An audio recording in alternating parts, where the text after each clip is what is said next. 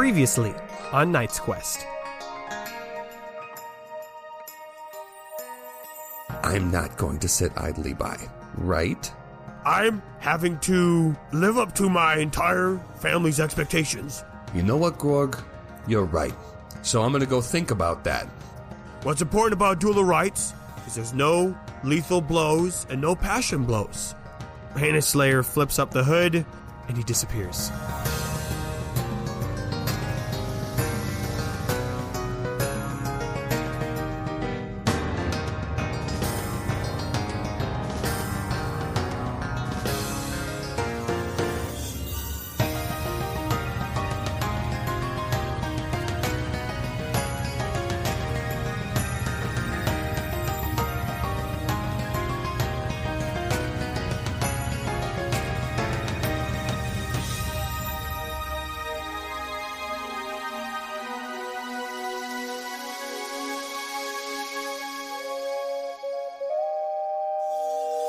All right, everybody, welcome back to Knight's Quest. Let's just get right into it. So, Nathan and Jake, you guys are at, I was thinking the office building is where this session would start. You're at the office building, and just kind of go. Yeah, tell me what your characters do. Let's get this thing kicking. Yeah, so I got a character. Yeah, what's his name? Hank. Love it. And Okay. he is the printer manager. We gotta have one of those. Definitely, important rule. Printer, and he'll be playing a ranger. Ooh, okay, yep. Jake, do you have a character for me? Yeah, I just have a question, actually, because Sure. you handed me this before we started. I did, yeah, of course. And the only two pieces of information that I have, it says Doug, and then under that it says, is getting fired today. And I just want to know Spoiler, man. how much, Yeah. how heavily you want me to lean into that. As much as possible, yeah. Maybe that's what he's getting fired for, is leaning too much, yeah. On the printer. I'm On the firing printer. him. Hank is firing you for leaning on the printer. That's what we have the manager for, yeah. Wow. I have the highest authority in the whole office. What's this business? Oh, it's just a normal, like... What do we actually business. do here? I've never had an office job before. This is all new to me. I think that's the thing. No one knows. He like walks in, like, what's our business? Oh, actually, I remembered. I remember what the business is, Jamie. What is it? It's starting a new episode of Is it- Knight's Quest. There we go. I'll, Do you guys know what I've just realized? I'll clear out my desk. R.I.P. Doug, we hardly knew him. What I've just realized is that every time I have an idea for a cold open, it is just like one sentence from me and then putting all of the onus on you guys to say something funny, like with very little preparation. You know what I just realized? Yeah, what's that? I'm definitely going to have to go on the Patreon. Okay. And when I ask people, hey, what bonus content do you want? I'm going to have to put the adventures of Hank Yes! and Doug Hank at and Doug! the business. Yeah. But we play like actual D&D classes. Hell yeah. Well, welcome everyone back to Knight's Quest, where we definitely didn't just cut out 10 minutes of talking about Taco Bell and Hank Hill. Just wait for the end of the episode. It'll all be there. It'll all make sense. It'll all be there. No, we're here today, gathered together, because there is a fight going on. There has been for weeks now. Have any of us been in a real fight? No. Absolutely not. Man, that's Absolutely really not. awful. I've not been in any I don't know if I think that's awful. I hand-to-hand. think I'm glad that I have not been seriously hurt. Well, in a sure. fight. No, I just mean for Like- the amount of fighting that goes on in this show. And like, To be fair, Jake, to be fair, there's not a lot of fighting that goes on in this show. that's true. I thought you were going to say, like, the vast majority of D&D players, I would guess, have not been in a altercation. I could be wrong. I could be assuming, but... Jake, as you said earlier, nerds don't have friends. Right. I was going to say LARPers are probably like top tier. So what's Right. going on in this fight? Right. In this story, we're in the Combatorium on top of the Temple of the Five. Combatorium. And Heinous Slayer Yes. just went invisible. One more time? It's very different. Which one? I was trying to shorten the word invisible to sound cool, but then I realized That's that I already a removed word. the crucial part of the word. He went straight in busy. Straight in Straight busy. busy. He ghosted. He went ghost. His son. He is finally going ghost. Now, I will say this. The way that he went invisi was that he pulled the hood of his cloak up and then kind of seemed to, like, pull it taut. Yes. And that caused, whatever the material that this cloak is made out of to just bend the light the right way. Now, obviously, the cloak doesn't cover his arms fully, so he's not, like, completely 0% can't see him, but his ability to be seen and hit has been made more difficult. Oh, yeah. So, I'm going to just have Grorg go and do an attack. Let's just jump back into the fight, shall we? Sure, why not? Let's jump back into it. Now, today we ain't playing around, so Grorg's going to start busting out them good moves. And he's going to do a Sandrake Punch. Love to hear that. Which is needed because the Sandrake Punch makes him punch really fast and ignore setbacks on an attack, which is important because his dad going invisi definitely added more setbacks. Yeah, for sure. Yes. To what's going on. So, 3 of my dice ended up being blank. Throughout all of them. At the end of the day, we've got 1 failure, 1 advantage. Okay. So I'm just going to go with, because his dad was invisi, he goes for this really fast punch. I regret this word. But even though it is really fast, he still just isn't able to hit him. Right. But I will say that the advantage is he was close. He was really close to hitting his dad, and so that's going to add a setback to his dad's next attack. Okay. It kind of pushed him. His dad was like, "Oh, I was not expecting you to go on the offensive." Yeah, like maybe he was expecting him turning invisi to be like a little, like delay Grorg a little bit more, but he just immediately went on the offensive. Grorg's like, "I know where you last were. I'm going in." Yeah. This is not a cool trick for me, Dad. I know you do this. Grorg did something very No, Quis did. He made him super intimidating last time, right? Yeah. Yeah. And he's still got that. Grorgus Friendmaker's still got that, like, excellent, kind of fear, almost heinous-esque energy to him. Right, Jake and Jamie. Yeah. You guys' turn. From the perspective of our characters, do you think we can tell he's still... Can we kind of still see him, or does he mostly appear to have vanished from where we're sitting, Yeah, from where you guys are at, and I mean, it is still dark out. Yeah. With the torches. It's definitely like, you have to go like, oh, wait, where'd he go? You have to kind of like, you can't really see him from where you're at. And the crowd definitely goes, whoa. Yeah. Trouble just stands up, and he's like, did he win? He's gone. Did Grorg win? Hey, I think the match is over, right? It's really tough because we're all spectators. Does Jonathan do anything? Jonathan's not at the fight. Jonathan's not at I remember you saying that last time. Jonathan is not at the fight. Jonathan is not at the fight. Jonathan is not... Yes. I wonder if we would have all... Our characters would have all caught that, because, like, it's dark, we're traveling in a big group up to the temple. I wonder if we all would have noticed, especially if we're distracted by the fight, Grorg for sure doesn't notice because he came separately, so he hasn't really paid attention to that. Eloise has not noticed. Her focus is on Grorg. And Quis was definitely focused on Leroy. Right. You know what? Eloise is just going to yell to Grorg, Grorg, remember your fighting stance! Wonderful. I'm going to say that's going to give Grorg a boost. Cool. Nice. Next thing. Wonderful. All right, then we'll get back to the top. Heinous Slayer... He is going to go in and try to just hit his son with the tonfa. Boy, it sounds really depressing when you put it that way. He's just going to go try to attack his son with a found object. That's a lot of dice, and again, a lot of empties. Uh-oh. Heinous Slayer rolled a lot. Oh, my gosh. Okay. So there's a total of 5 successes. Oof. He succeeded. But also a triumph. Oh. But also... a disadvantage. Oh. Huh.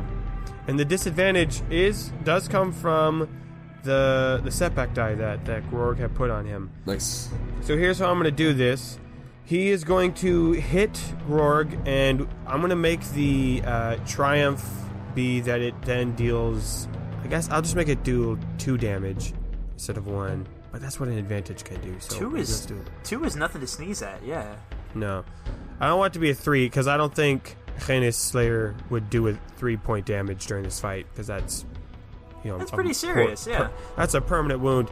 So I think he's going to... I'll have the triumph be that he does a 2-point wound to his son. He kind of comes from behind him, just kind of like hits him like on the back. He's able to like get behind him and just kind of like hits him on the back. And so that's going to be a bruise on the back, and that's not good for Grorg at all. But the setback is going to be that he was still kind of caught off guard by what, his speed earlier. Maybe the setback is when he lunged out for that attack, he revealed some of himself, like the cloak slipped. Oh, sure. The illusion fell a little bit. To see now.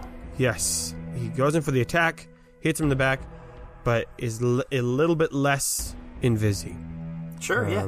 So I'll decrease his resistance by 1 because of that. So Grorg's up. is going to turn around with his newfound encouragement by Eloise. He remembers his fighting stance. And let's just do another Sandrake punch. Let's Good old just whack. Just really come and try to crunch him. Let's burn these KPs. I like to think that if they were in the same part of the world, Sandrakes and the Heinous would be like super enemies, like snakes and mongooses. Yeah, I like that for sure. Mongleases. Is it mongoose? I guess it might be. Not a clue. Okay, so Grorg's looking pretty good on the dice. He's got, very proficient in his punch. I got rid of all the setbacks. It's a little easier to hit, and he's got the boost from Eloise, so here we go. Okay. Let's take those out. So Eloise was very helpful with her encouragement. That's 3 successes. Nice. And an advantage. So I think there we go. Grorg's going to use that advantage to make this be a 2-point punch. He is going tit for tat with his dad. So I think he then...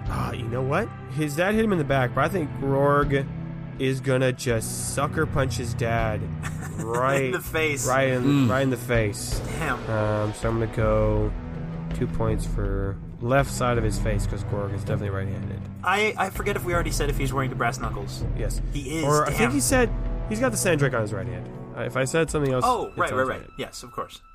So, the glove. Yeah, they've both been hit for 3 points of vitality so far, which is a lot. Back to Jake and Jamie. Oh, I hate this.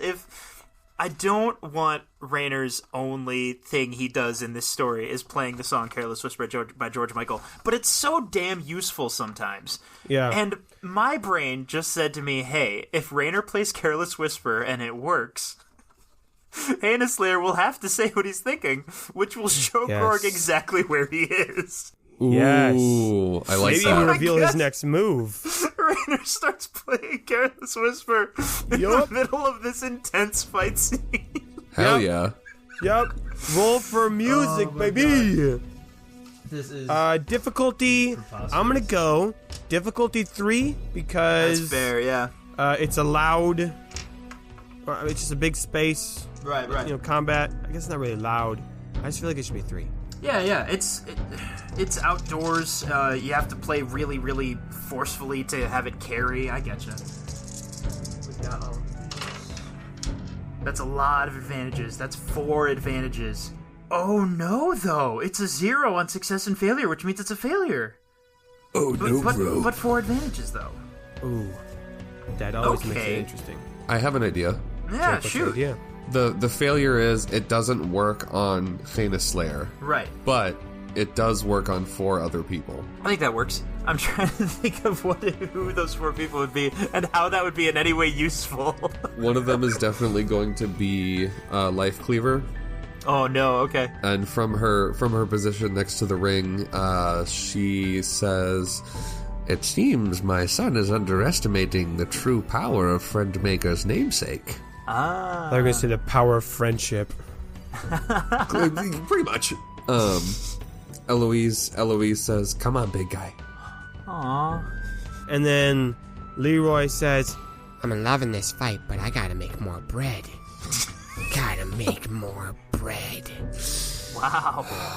Boy, if there could have been a less insightful thing for Leroy to say about Leroy, I don't know what it would be. sometimes you just gotta stay true to form. Yep. And then from the other side of the combatorium, where Farkiller is kneeling, slightly closer to the... I want to say playmat, but that's really just not what it is. She whispers, "Come on, Beebus. Stay out of the torchlight." Oh, I like that. Okay. That's good. Now, I do think it's fair. She probably said that in Orcish. Yes. Sure. To which only one of us would understand? Yep. Do we have anyone who understands Orcish who isn't an orc? I don't believe we do. Nope. We don't. But, hey, that's still Grorg hearing it. That's Grorg. Grorg definitely That's heard big. that, yep. That's big. Jake, what does your character do? Yeah, I suppose Eloise saying her thing wasn't what my character did. Trouble hearing the music says the two things that are on his mind. One is, I think Grorg should win if the other guy just leaves. That seems fair to me. The second thing on his mind is, God, pants are weird. Pants, they just feel so strange. I don't know how everyone deals with this. He's been thinking about that for weeks. Yeah, he's never said it out loud though. Quis is going to open Christopher. Mm-hmm. Okay. And pull out the Mirjik book and open it up to see if there's anything that can help Grorg in the fight. This makes me nervous every time. Hey. All right, please roll d20. Oh my gosh. That's a 15, my guy. Did you say 15? It's a 15. Okay. That's better. Okay. Better. Okay. Number 15. Burger King foot lettuce. Shut the fuck up. Whoa! It's too good. I feel like someone just tricked me with, like, down low, too slow, and I'm just like, I really shouldn't have been surprised by that, you know? Like, I'm not even laughing, I'm mad. This one is, it's written in Orcish. It is written in a slightly messy hand, but legible enough. And even if it wasn't, that's not how this book works. You can still read it. Oh, yeah, that's right. And it says, "My dear brother Argo, I must tell you even more about the incredible powers of my new heinous cloak. Perfect. After defeating the monster, I took his hide and turned it into a fine cloak. I'll have to show it off to the rest of the family later, maybe at my story dinner. But I had to write you this letter ahead of time. I found that if I put it on, it has a nice black chic to it, but just like the beast itself, I can use it to make myself turn invisible. Or, invisi, as the kids say. Oh, no. That's and a we Gargant being thing. kids at the time of this writing do say that. As you know, we are children. But I am no longer a child as We're I've got my teens. name. We're cool. Argo, I can't wait for you to get yours. Anyway, there is one downside of this cloak. As I was fastening it, you know, I'm not as great a seam maker as thread streamer is. That was a lot of hyphens.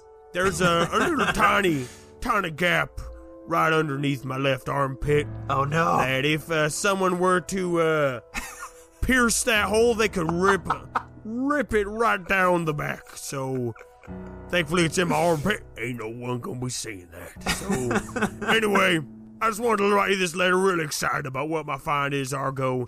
I've named this cloak the Death Star. All right, well, see you later, Argo. Signed, Beepus. Can that letter end with, I can't wait for everyone to see it, or not see it? Haha, I hate this joke. Lol. Yeah, Quis quickly shoves the book back in the bag and starts rummaging around for the spear. Whoa, okay. That's not what I was expecting. My dumb, overcomplicating brain was thinking, how is Quis gonna get this information to Grorg? You went a much more direct route. You don't know what I'm doing. Fair enough, Okay, yeah. it is Wow. Heinous Slayer's turn, and he's going to be using a move of his own. Okay. It's basically like flurry of blows. So he's just going to get to make an attack that will also use one of his KP. I like to imagine the heinous, is it like a four-legged beast? Yeah. I like to imagine that the cloak isn't just fur, it's like the whole, like a bearskin rug, it's like the whole hide. And so when he like puts this cloak around himself, he actually like brings the arms and legs out on his own arms, and because otherwise, if he just had it completely wrapped around himself, he wouldn't be able to fight with it. Yeah. Like he's essentially taking on the mantle of the Heinous when he's fighting. Yeah. Both Grorg and Heinous Slayer have channeled some element of Heinous. Yeah, I guess that's true. Yeah, he's gonna be hitting Grorgy. It's not looking. This is not good for our pal. He got 2 successes, 4 advantages.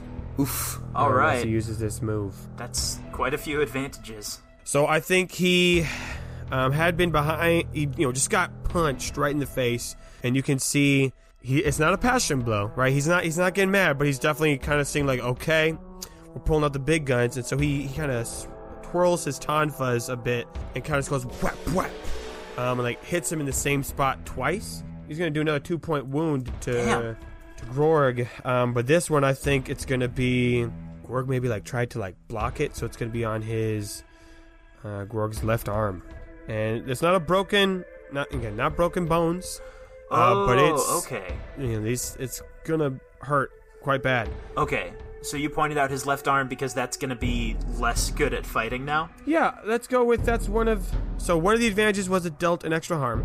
The other advantage is his left arm is now like hurt. Yeah. His left arm is wounded.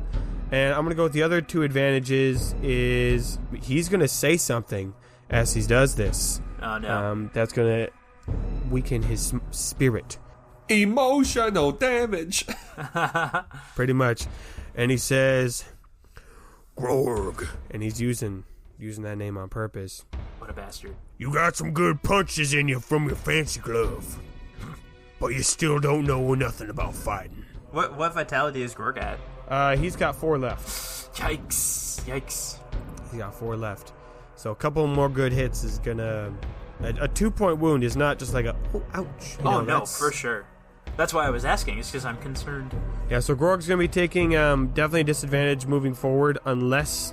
I'm gonna say it's gonna be an ongoing disadvantage unless he can be encouraged to have that removed. And I think it's not just what his dad said. It's the fact that his dad is literally looking down on him in this fight. Like, he's not impressed. He like just got punched seriously in the face and is not giving him any credit for that. I'm frustrated with Heinous Slayer because he seems to have an attitude of like, you Grorg are using cheap tricks to try to defeat me while he's turning invisible. Like, that's a little frustrating from my perspective. Sure, I'll lean into that more. I think it's a fair thing for him to do. Yeah. I don't doubt that he would do it. It's just I empathize with Grorg. Yeah, I think he says that, and then he says he's gonna really insult him. He's gonna go, well, I shouldn't have expected anything better from a duchas. Oh, okay. Talking dirty words. Ooh. Talking nasty words. And I do think people heard that last part. Oh boy. And even Life Cleaver hears it. It's probably like, oh, That's low. Yeah. Yeah. So Grog's gonna try to do an attack. Oh man, I want to use something other than the Sandrake Club, but I don't actually have a ton of like fighting moves. He has Sales Pitch. He's got a Know-It-All, Evangelize, the Sim Symbol. He does have the Sim Symbols. Jonathan has the Sim Symbols. Is that right? That's right. Yeah. Yeah. Oh, okay. Jonathan's not here. So Grorg, I'm just gonna say he does a. I'm gonna keep using the Sandrake Glove. We got the KP for it, and we're not gonna use all 8 KP for sure. Yeah. He does have a disadvantage, though. His dad is slightly more visible. Disadvantage. Okay, so Grorg succeeds with 3 disadvantages. So he's gonna get a hit in on his dad, despite everything that's going on. His left arm is still out of it, so he's gonna hit him with another fast and loose punch. And he's going to do an uppercut. Do 1 more point of damage to his dad. So is Grorg just kind of like swinging for where his dad's voice is? Yeah, I think that's how he does it, He heard what his dad was, and he's able to kind of... And the Sandrake Glove is fast, and so that's how he's able to get into it. With 3 disadvantages, though, I'm going to lump that up into one big one, is that Grorg is emotionally getting tunnel vision. Ooh, Ooh, okay.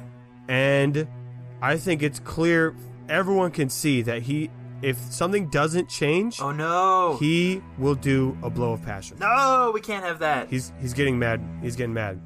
Can't have those. Those are not allowed. So that's where I'm gonna go. Oh His boy. dad's getting in, and I think maybe Canis Slayer's doing that on purpose. Your guys' turn. That's a thing in like most competitive stuff is to try to draw the other guy into a penalty on purpose. Like that makes sense. Yeah. Is Raynor anywhere near Leroy? Yeah, you guys are in the same. Sure. Cluster. Raynor is like realizing how much the Careless Whisper didn't work, and he's just like, burn the books. That was my best idea. And he's like cycling through the rest of his songs, trying to think of anything. And he's like, Leroy, Yeah. what's more important? Would you rather be healthy or confident? Just pick one. Confident. Okay. Raynor's gonna play. I'm always healthy. Never gonna give you up. Good. He was having a hard time deciding between trying his best to heal a little bit of Grorg's injuries or bolstering his spirits. Yeah, because both seemed like they'd be important. You would only be able to heal one of his. Vitality, for sure. Because only one of them is a one. I expected that, but like he was still trying to weigh which one of those would be more helpful. Yeah. Yeah. Oh, dude, healing spells in combat. We never get to do this. Oh Right? my gosh. Well, This is so fun. we're not because I chose the other one, but But I'm saying like we could though. we could. Yeah. That's cool. Yeah, do Careless Whisper, not Careless Whisper, excuse me. Never gonna give you up. Yeah. I love the idea that you're like, there's this actual like, MMA like fight, like people punching, hitting each yeah. other, and you're just going. Yeah. And it's like, I'm just playing music for no reason. It calms me down. It helps me to This not like stress. weird side eye from the family. Yeah, they're like, is this how it is? I guess. Raynor might actually run out of DP for like the first time in this entire podcast. Yeah, I know. We're in a session. We're in a session. I guess what would you like the station. difficulty to be? Oh, same. It's Three? 3. Got it. Yeah. Not 5. Difficulty 9. Difficulty 9,000. Get all the dice. Let's go. Let's go. That's a success. Yeah. Couple, actually. Nothing else. What's the description of Never Gonna Give You Up? Like, how does that carry over then? Story-wise, we wrote down boost confidence, bolsters against doubt. I don't believe we ever put in a game mechanic for it. Do you want to give him a boost die? Do you want to give him... Yeah, I think it would only be fair because if it was just like, one boost temporarily, then that's just as good as an advantage does. Okay. So I think it's a carried over boost, and I think for story, like this moment, Sure. I think that will counteract his tunnel vision. Shall I write down something specific with dice? Like, Yeah, just say gives a boost for an entire... for a whole fight? Well, it's not just for fights, though. It's for any encounter, right? Sure, Any for, thing. So, like, For an entire event. yeah. So just like how he has a setback going forward because of his dad, he now has a boost just going forward because of you. Sounds good. Jake, what do you got? Quis definitely has his spear, too. He did find that. Yes, yeah. Oh, no. Eloise is like frantically looking around their little group, and she says, "Where's Jonathan?" And she sees what Quis is doing, and like grabs the end of the spear and like wrestles it out of his hand. Stop it! I think Abil goes, I think I remember seeing Jonathan not come up with us. Why didn't you say anything? Well, I did. Did he? No. No, he didn't. Oh. But Oh, okay. I can say he did. I did. I was talking, but no one was listening to me, so I just I didn't right. bring it up again. All right. Which one's Jonathan? Kidding, just kidding. Like he preemptively like raises his hands. That's a good one. Now we forget his name this time, not me. I like being on inside joke. I like being inside the joke. This is I get it now. This is very funny. I like it. Abil just had a breakthrough Who is about Jonathan? No, he's just gonna go. He's gonna go on this This is joke so for too long. wholesome. Who is Jonathan? I've never heard of my employer before. Lost the plot. This is Can't worse. see him. He is like Heinous Slayer. He is invisi. Oh no! Wait, would Where he know did that Abil word? hear that word? No, he genuinely thinks that's the word, though. That's the thing. He doesn't Oh think my it's like he God. thinks that's the word. Invisi. Eloise no. turns to Grilta and says, give me a boost. Oh, like to see? Sure. Or do you mean like the dice? No, yes. Yeah, just give it to me. Okay, yeah, she gives you a little boost. Okay, Eloise yells, Grorg, we all know you're strong, but use your strengths. I named you Friend Maker, not Face Puncher. Okay. Okay. Okay. All right. Canis Slayer goes next. Yeah. Interesting thing to say. He doesn't want to do anything too fancy now. Because he played his cards before, so he's just going to do a normal attack. Counterpoint. Yeah, just don't have a cooler idea. Ooh, okay. He doesn't attack, but he does say something and then move. Like he's baiting Grorg. Because Grorg's using his voice to find him, and I think Canis is an experienced enough hunter and fighter to use that. Oh, I like that. I think I'm going to do something. It's a move called Status. I'm making it up right now. Okay. Because he is of a high rank, he can say things to try. It's basically a persuasion roll, but based off of like his position, as he's convincing people to do things. But he's kind of doing it like in a manipulative way, right? Okay. So he's going to try to roll. I think it's a fear roll, right? Because of his Sure, position. Difficulty 2. Sounds good to me. I don't think he's got a high charisma though. As Canis Slayer, I think it's only 3. He succeeds with 2 disadvantages. Okay. So Canis Slayer, I think he says, "Come now, Grorg. Let's see what you got. I'm sure it's not much." You know, trying to trick him into like coming forward, but then he like steps aside. So Okay. he's trying to get Grorg to attack somewhere. The 2 disadvantages is going to be that he will step aside into the torches. Ooh, okay. He steps aside. So he talks somewhere, but he steps closer to a torch. He So miscalculated. he will then make himself slightly easier to see. His cloak will not actually work then. Okay. But he is going to convince Grorg to attack there if he were to attack. Right. But he's not going to because of what Eloise said. Oh, shit. Yes. His pride is getting in the way. Right? Okay. Search so your then feelings. You know this to be true. Friendmaker's going to go, and he will listen to Eloise. He's gotten taken out because of Raynor. He's got the soothing sounds of Rick Astley behind him, yeah. The Yep. bard Richard Astley. Yeah, of course. Richard of Astley. Richard of Astley. I'm gonna make a fucking dramatic version of this song. Please do. Please do.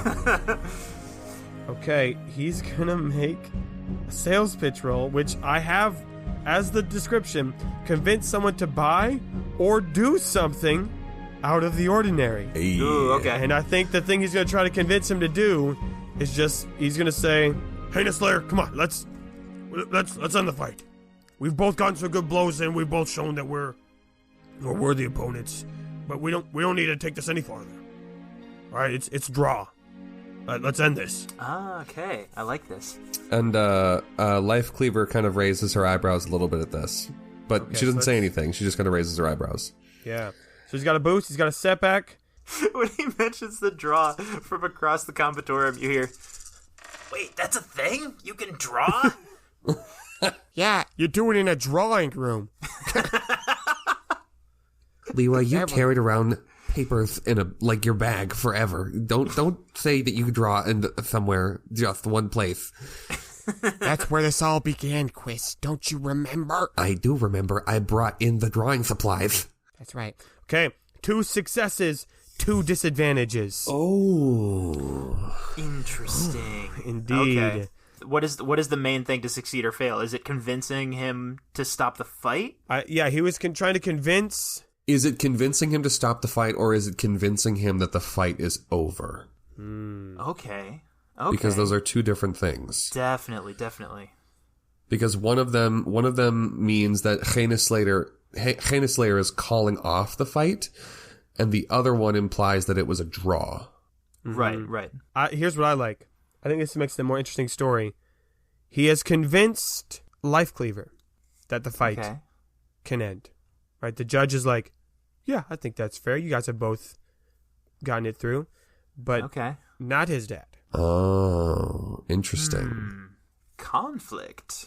Life Cleaver raises her badass sword and just kind of rests the tip on where about like the midline of the combat area would be.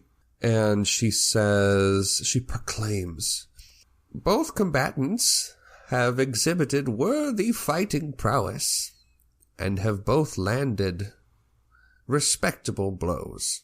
It is clear to me that neither of you need prove anything that can be proved inside a combatorium. I like that. Okay. I think then Canis Slayer, he like comes out of the invisible like fully. Like even though like he was stepping into torches, he's takes off the hood. He's uninvisied. He uninvisied. Some people might even call that busy.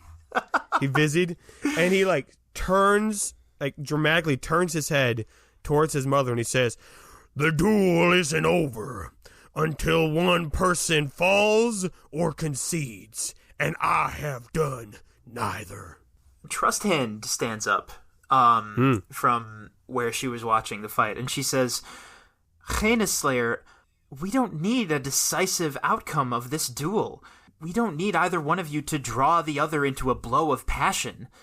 We're family. We don't want to hurt each other. This doesn't need to go any farther. That's good. I think, because there was only 3 people that were upset by Grorg's new name. That's right. So I think the rest of the family sympathizes, like, yeah, like we like Grorg back. We like his new name. And so like the rest of the family, other than mom, dad, and brother, are all like, yeah, they're agreeing with Trust Hand. So there's a little bit more of an outcry coming from within, outside. There's dissension in the ranks. Other than Greep, Heartstabber, Farkiller, and Canis Slayer. I think those 3 still remain, though, like the fight must continue. And with it now being Canis Slayer's turn, he will say that. What about Broadchest? Okay. I mean, he's your character, but we never said he disliked Grorg's new name. No, and so, he was excited to have Grorg back. Yeah, he rushed at him and said Grorgy, you know? Yeah, aw. So I think as being Canis Slayer's brother, maybe he's got something to say about it too. I don't think he does at this moment. Okay, but we'll keep that in mind moving forward. Canis Slayer's going to say, "Do you not remember? There are rules. There are rules. We can't just end a duel whenever we like. We can't just let someone skate by because they've abandoned us. This duel must be followed through to the end. Lest you all forget who defeated a heinous beast. Lest you all forget who is the leader of this family." What rank is Life Cleaver? I would say she's a high-ranking True Haas. Okay. Right, I think is what I would say. Okay. That makes She's sense. Very high-ranking True Haas number, but there's a reason. Probably one even of the though highest. she's yeah, I mean maybe something like 10, like something crazy. Yeah. I don't know how many points an animal gets. He's gonna do another. He's got an attack. He goes. So he says this all, and then he spins right back in and goes back at Grorg. Ooh, not a good look, bud. It's not. No. Especially since Trust Hand just mentioned, blows of passion, and then Canis Slayer gave like a really fired up speech, and then swung at him. Like I'm gonna go with, if he gets a lot of disadvantages, it will come across as a blow of passion. All right, so Canis Slayer's going for another attack, and there's lots of dice being rolled here today, friends. We got lots of dice. I don't know what I want to happen in this fight, guys. It's a hit with one advantage. He's still got it. I mean, he's Canis Slayer for a reason, and he's gonna keep doing. He's gonna do another 2-point damage. Shit. He's gonna use that advantage. And this time he goes in for one of the legs. I think he just kind of swings down and like smacks him in the knee. Yikes. Let's go with the right knee. With the implication being that Grorg is down, or at least like not fully standing. Yeah, I'm gonna say since he only had one advantage, it has not impacted Grorg's like stance at all. It was just a pretty bad hit, but he is shaken. Right. But that doesn't look good, right? That's not a good look. No, it's not. He goes on this speech and just kind of goes, spins the tonfa, just whacks his own son in the knee. That said, and that in mind, you said you were unsure if you want Grorg to win or lose the fight. Is Grorg conceding a possibility here? Would that be something that's, like, extremely difficult for him to do, but he might still do it, you know? We'll see. Okay. It's Grorg's turn. Okay. Grorg has 2 vitality left. That's not much. If he gets hit with another good blow, he will be knocked out. Right. And the fight would be over, and the medics would have to get in right away. Because he'd be on death's door. We'll need to come up with some new family characters, yeah. Yeah, we will. So I think he's going to go for the sales pitch one more time. Ooh, okay. I think he realizes something. This is his character moment. He was going in for the punches, and he almost lost it. But with Eloise and with Rainer's music, he realizes he's like, I think you know what? Big flex. He like grabs with his sore arm. He grabs the Sandrake glove and rips it off and throws the brass knuckles on the ground. And he just puts his arms to the side and he says, "Father, look at me. I am your son. I have returned.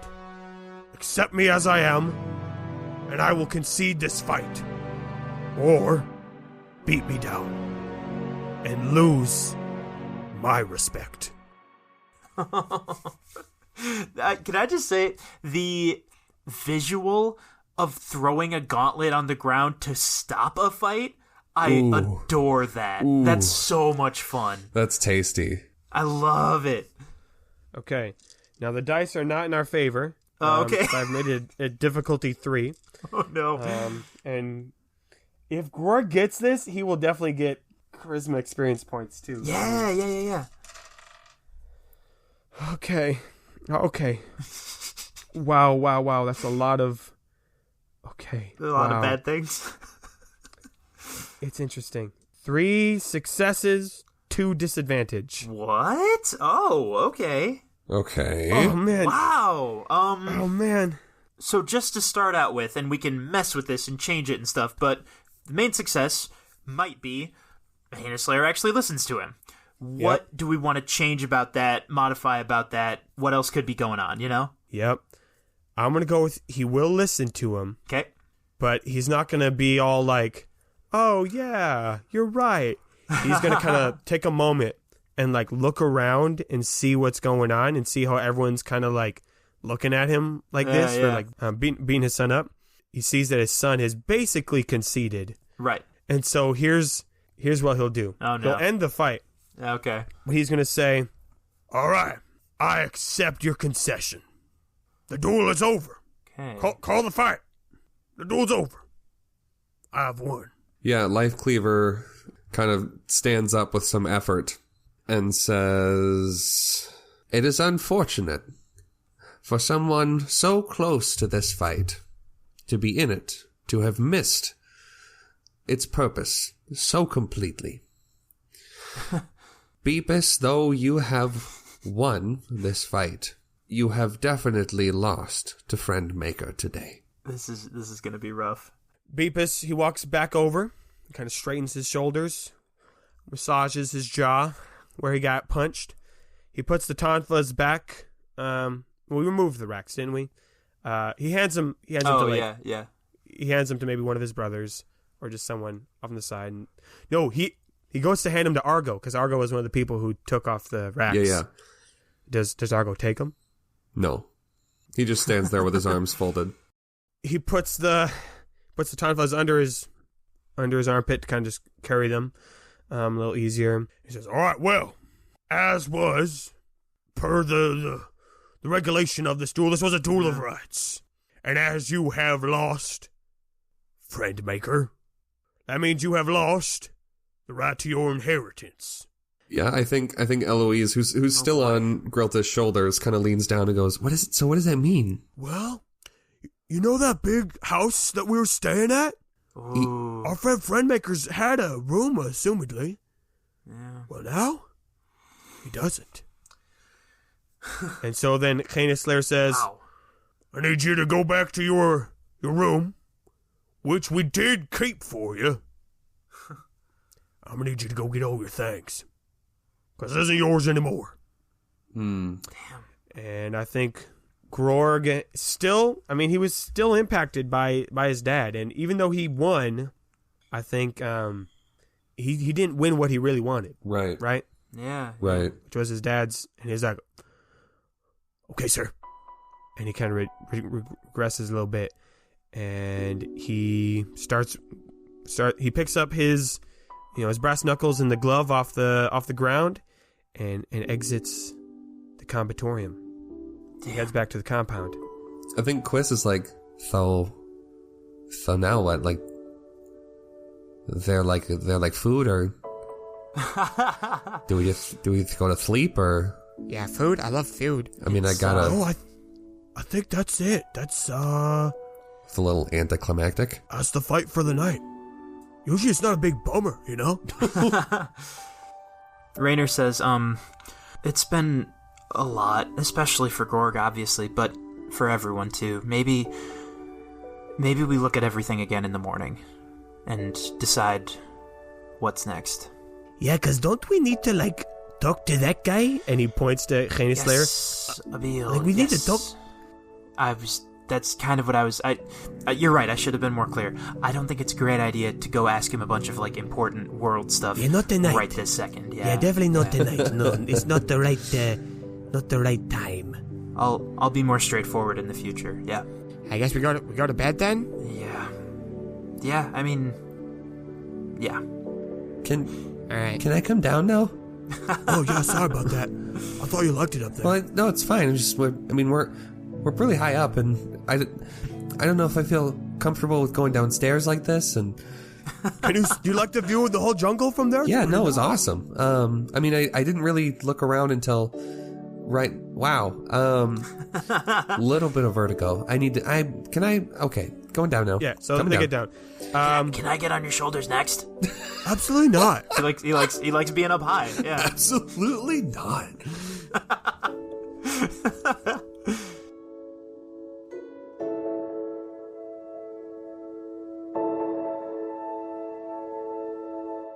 We got to Grorg. Yeah. He has kind of stormed back to his room, and as he's stormed back, he's gotten a little bit more upset. The adrenaline has faded, and his wounds are starting to physically hurt a lot. He's still beat up, literally beat up. Definitely. He is also feeling the weight of what's just happened, and he gets back into his childhood room, which he hasn't gone back to yet since they've gotten home. And there's not much to look at. It wasn't a crazy big room. Right. There was only, there's 3 walls. One is open to the central garden, like most of the rooms of the house are. Oh, cool. Yeah. He sees, a handful of weapons, smaller training weapons that he left behind. Again, he didn't leave when he was a kid, but he took most of the things that he really needed on his journey when he left. Probably weapons that he was expected to find one of those that he would be good with, and none of them really worked out. Yeah. And he sees all these weapons, and he sees who he was supposed to be, right? He was supposed to be this epic fighter, and even now, he starts talking this out loud. He's like, sorry, Dad, I couldn't have been the face puncher you wanted me to be. That I'm friend maker, and I apparently suck at that too. Jonathan is... And I don't even remember seeing him. I don't know where he is. And our business is falling apart, and can't even do stuff right with Eloise. I don't even know what I'm doing with that. And then he pulls out the bottle of True Blue, and he says, and it's all this stupid bottle's fault. If I'd never gotten into this business, I would have never gone on this journey. I would have never met Eloise. I would have never had feelings. I would have never gotten this name. I would have become the warrior I was supposed to be, and never would have met Sim. Never would have left my religion. I should have just been the grumpy old mean orc I was supposed to be, and now I'm supposed to have friends. And he looks around. Where are they? Where are all my friends? And I think he looks at the bottle of True Blue, and he's like, I wish I never would have found this bottle. And then he just lifts it up, and he smashes the bottle of True Blue Okay. onto the ground. Wow. Okay. And I'm going to say, as he throws it, kind of like does a little jump in the air, like, you know, can really like get the momentum down. And I think what happens next, everyone can see as they're walking back to the compound, as Oh no. a whole, not just one room turns blue, No. but this is the whole bottle, guys. Oh no. But the whole compound bleeds to blue. Holy shit. Including Grorg? Grorg, he's in this room, and he looks around himself as he's standing in a completely blue room, all alone. And then he remembers what Sanseer said back in the gate, that this was his prophecy, that this is where he was supposed to end up. He says, "Oh, well, this was a terrible prophecy." And he looks down and he realizes that his legs are completely blue. Damn. And so Grorg, having felt this emotion of rejection from his friends, from his father, he felt like from Eloise, and tired and sore, he just falls to his knees and hurts his knee again because it's injured. Yeah. And I love that. I love that look of him just collapsing. Oh. Just, and I think he starts crying. Yeah. Alone. But not really, though. Because there's a hand on Grorg's shoulder. Hey, big guy. I think he kind of like tries to like stop his crying. He's like, ugh. And then he looks and sees who it is. And he's like, "Oh, what are you doing here?" Well, it's a pretty crazy story.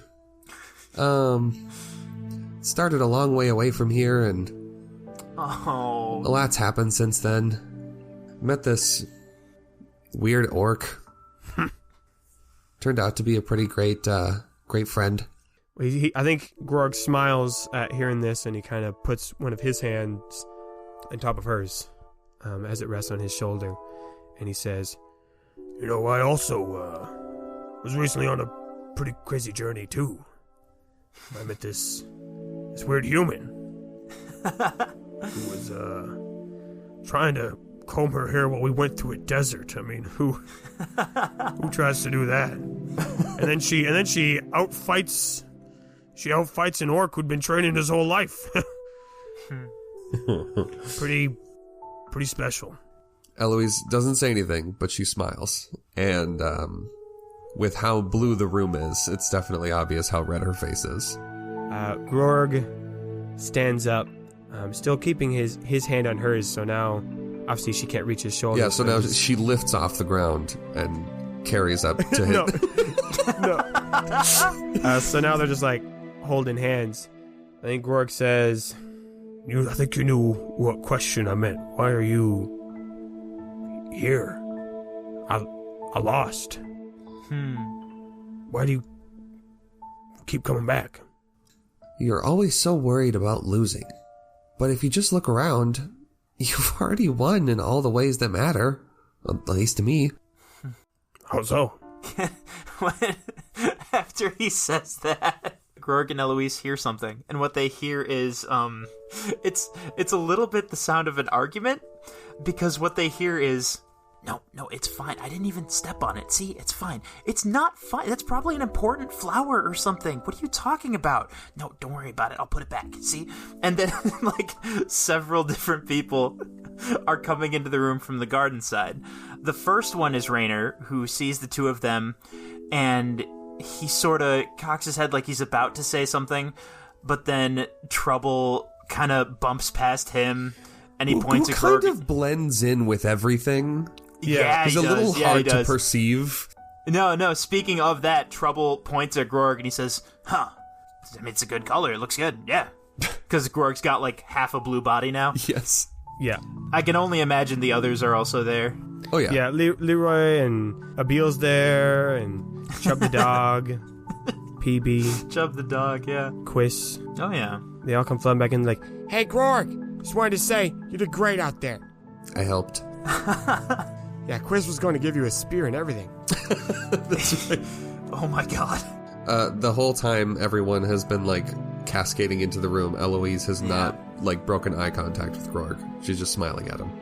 Everyone's, just kind of congratulating him, even though he, like, lost. Bill's like, hey, that was a really good fight.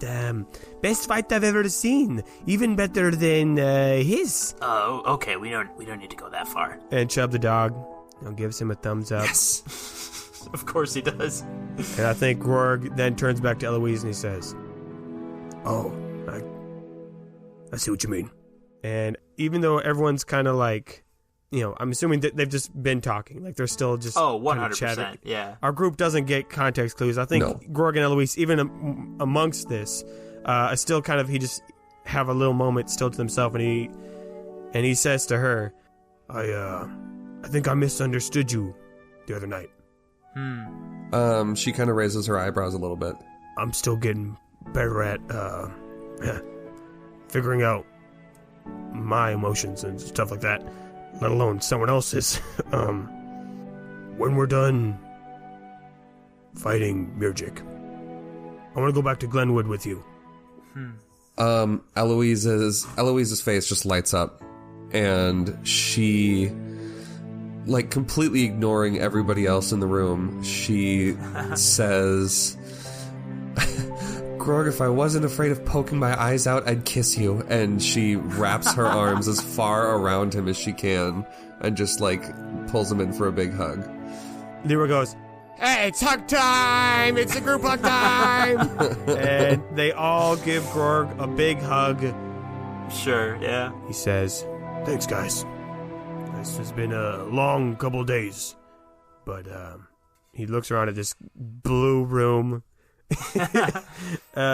Shattered bottle on the floor, and he says, I really did win tonight, didn't I? And they all hug as a flutterfire flaps its way in and settles right on top of one of his tusks. Wait. Can I... Alternate ending. Alternate ending? Yeah. That all happens, and they all share this beautiful moment in the blue room as a flutterfire gently floats over and lands on the pommel of Life Cleaver's sword as she stands and watches and smiles. Can I take a pass since you guys both took a pass? Sure. And then we see the scene pan out as we see a blue man in a blue house, and everything is blue for him. And he ain't got nobody to listen to. Oh my god.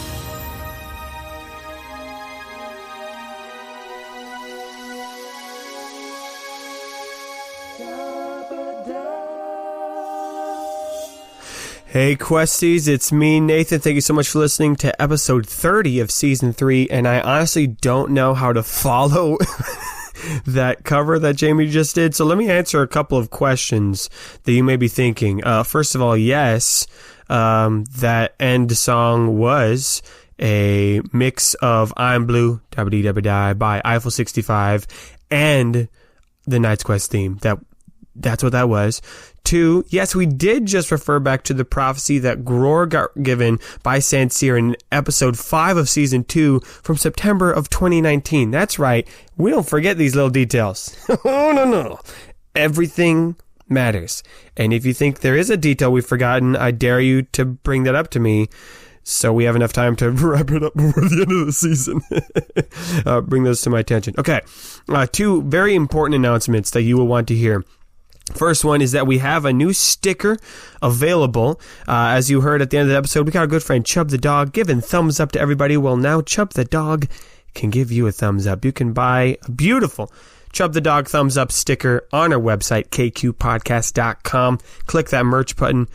patrons, better tier patrons, you will recognize this design as it was one that was given to you guys in shiny sticker form. To everyone else, you just get the normal, still very beautiful sticker. This design was created by the amazing Lauren Grace. Thank you for helping us designing our stickers moving forward. And so, yeah, go swing on over to our website, kqpodcast.com. Get a sticker. If you want more exclusive stickers or more bonus content, you can, of course, while you're at kqpodcast.com, click that Patreon button. Give us your support. Huge shout out to all of our Patreon supporters. There was a couple new ones who joined since last episode, so thank you to you. And a big special shout out to our better tier patrons. We got Lauren Grace. We got those dang high elves again. We got Mike, and we got Lowell. Long may he reign. Thank you, thank you, thank you, and thank you. A very special announcement about our next episode. So the next episode will still come out on April 8th. However, it is going to be a different episode. You see, the three of us have entered into a season of life where we've gotten extremely busy. Jake's child is like a thing. Jamie and my lives are less busy as Jake's, but it's still been busy. So we have not been able to record another episode in the main feed, but we still got some content we want to give to you. And don't worry, we've got a schedule. Episodes are coming out. No fear. But in the meantime, we're going to have to do some bonus content. It will likely be the next 2 episodes will be bonus content. I know, maybe just 1, but for sure 1, most likely 2. The next 2 episodes will be not the main storyline, but still some good stuff. So the next episode that will be coming out on April 8th will be the continuation of us reading the original Knight's Quest book. We released that first episode of us reading that back in December. So if you haven't listened to that, go give it a listen. And we'll be picking up that story on April 8th. And then the other bonus episode, I'll let you know when we get to April 8th. And you'll see it in your feed. But yeah, that's just so you know. Thank you for your patience as we work through schedules and recording stuff. We want to make sure that the quality of episodes in the story is top tier, and we're going to be getting you some good content. So thank you for your patience. We love you. We love your support. And yeah, head over to that website, kqpodcast.com. Spread the word, blah, blah, blah, blah, blah. You get the deal. All right, that's all I've got for you today. So may your place in his story belong. Speaking of which, one small side thing. Okay. I just discovered one of my favorite ever TikTok audios. And you said Hank, it reminded me of it's Hank Hill from King of the Hill. But this audio was made for me. It's not. It's the hot dog thing. I'm about to go down to Taco Bell and give me a blast. I'm about to go down to Taco Bell and give me a blast.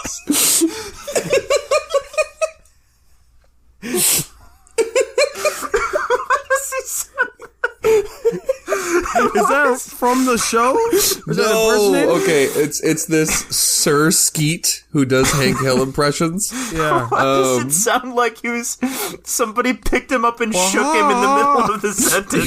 He was told in the comment it needed to be weirder than the previous version, so I'm about to go down to Taco Bell and give me a blast.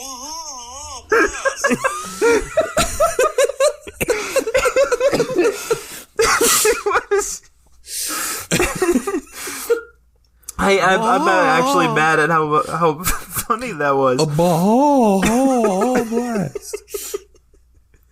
I'm trying to decide whether I keep that as part of the cold open or make that the blooper. It's like someone just really caught him by surprise It'd be a good blooper. in the middle of the word.